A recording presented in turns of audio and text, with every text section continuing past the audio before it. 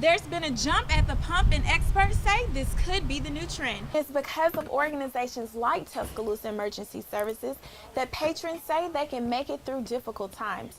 So not only is recycling easy, but it benefits the economy in so many ways. Fans from all over came to cheer on the Tide, but they're also getting a biology lesson on snakes. According to fitness trainer Brian Meggs, one way to stay motivated is to always vary your workout. 00 Hotel Delta runway 22, cleared for takeoff. Sounds from the tower may soon be a thing of the past. As part of the sequester, more than 80 airports nationwide are up for losing their control towers, and Tuscaloosa is on the list. But Transportation Director Tara Tubbs says it shouldn't cause too much trouble.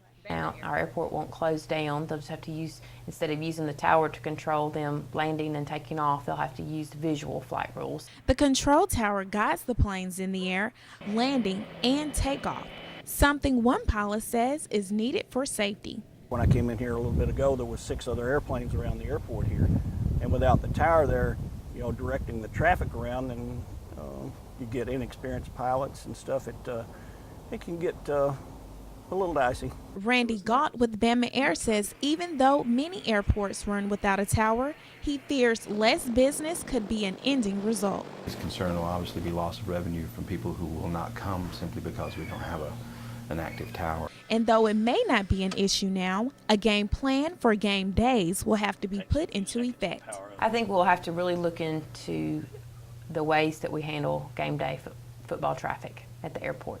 There's some games that we can have several hundred planes land out there, so we're really going to have to look at a detailed safety plan for how to handle that if we don't have our tower.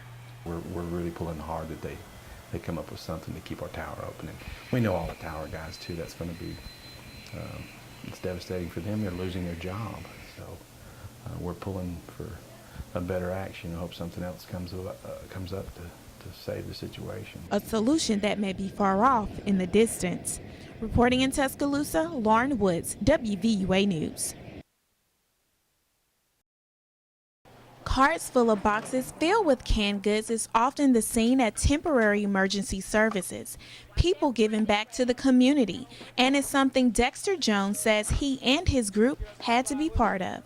This is where we from, this born and raised here, so it's something that you dream about, because I can be on the other end, just as well as the others, but we feel like giving back that's special.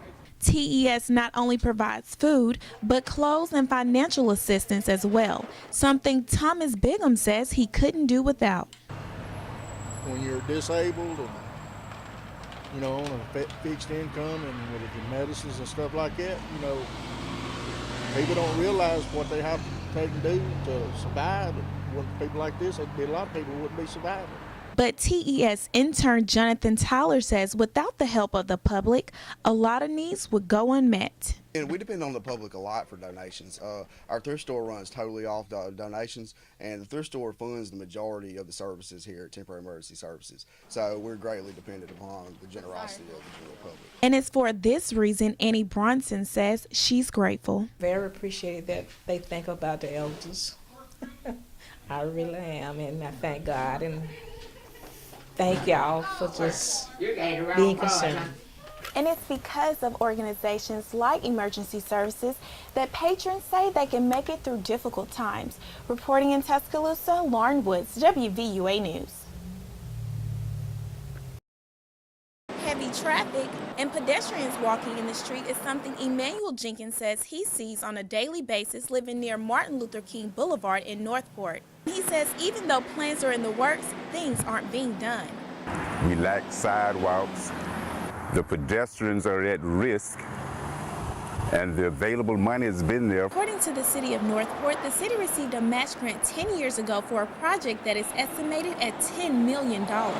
District 2 Councilman Jay Logan says he hears the residents' concerns. The project was probably shelved for a number of different reasons, just lack of community involvement, lack of funds at the time, also just the approach. But I think the state and, of course, the federal government, of course, the city will be in a position now to where we can make the community part of the process, but also keeping in mind, like I said, just making sure that we understand that we've got to use these monies or we're going to have to give them back. Not only will this project expand the road, but it will add streetlights, turn lanes, landscaping, and sidewalks. Something that former City Councilman Robert Thomas says is badly needed. It's something that is much needed, and Northport leaders need to go ahead and man up and do something positive for Dr. King, his legacy, and the people of this community, as well as the business people on this particular street. My concerns with the city administration is at what cost